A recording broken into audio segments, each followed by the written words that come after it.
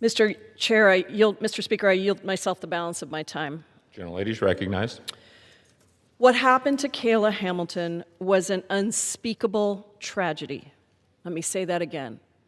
What happened to Kayla Hamilton was an unspeakable tragedy.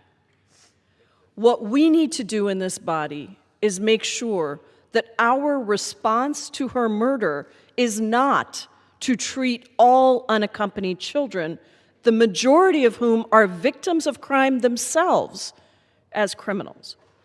We can address the problems in the immigration system.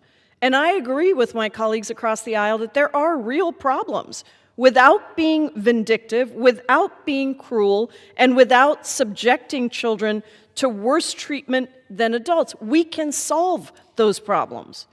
Because that is who we're talking about in this bill, is kids, children.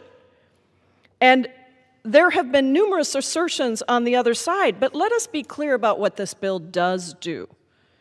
It does allow for the strip searching, it mandates for the strip searching of children so that the Trump administration can trump up accusations of gang association.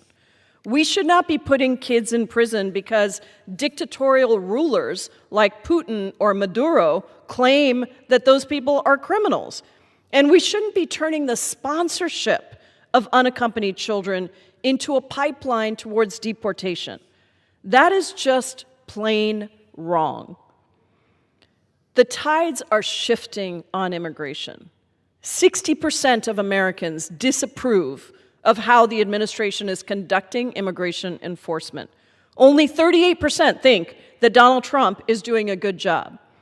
Americans across the political spectrum agree that more cruelty, more masked men kidnapping and disappearing people on the streets, more locking up of kids, more depriving people of due process, strip searches for young children, those are not the answer. We would be wise to listen to the American people. I yield back the balance of my time.